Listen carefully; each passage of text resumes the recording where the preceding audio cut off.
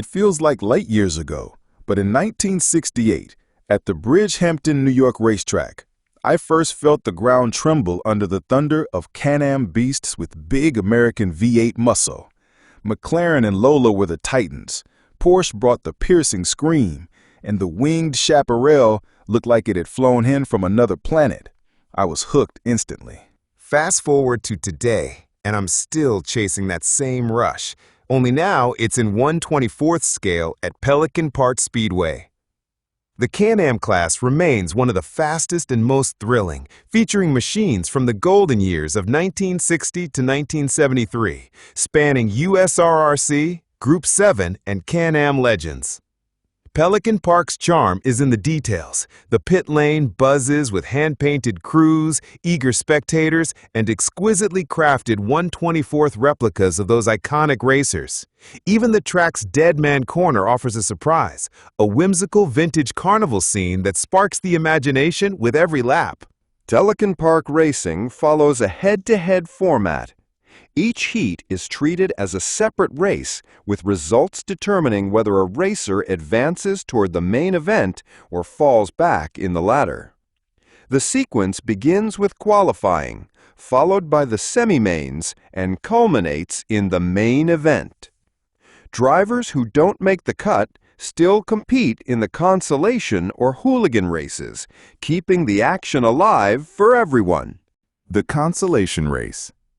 Even though James was the top qualifier, the dreaded red lane, along with a couple of untimely offs, relegated him to the Consolation. Joining him on the grid were Rich, Greg, and Paul. As expected, James grabbed the early lead and never looked back, cruising to a comfortable win. Meanwhile, some spirited battles unfolded among the rest of the field. In the end, Paul edged out Greg for second, with Rich rounding out the order in fourth.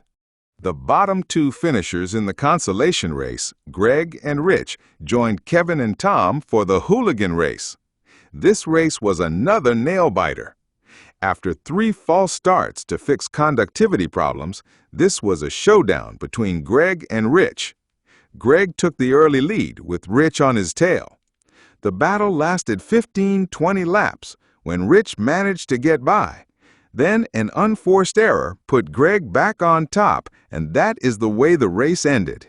It was Greg, Rich, Kevin, and Tom for first through fourth respectively. The evening wrapped up with the main event, featuring the two Garys, Basil and Cully. What followed was a slugfest of epic proportions.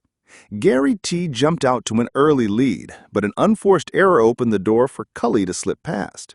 Refusing to give in, Gary T fought his way back, applying relentless pressure until Cully slid off with about 10 laps to go. From there, Gary T reclaimed the lead and held it unchallenged to the finish of the 50-lap heat. Meanwhile, Basil stayed close enough to threaten but could never find a way around Cully. The final order was Gary T in first, followed by Cully, Basil, and Gary K. Can-Am at Pelican Park is not for the faint of heart. It's fast, punishing, and brutally competitive, but that's exactly what makes it so compelling. Even so, I left smiling, already thinking about how to come back stronger.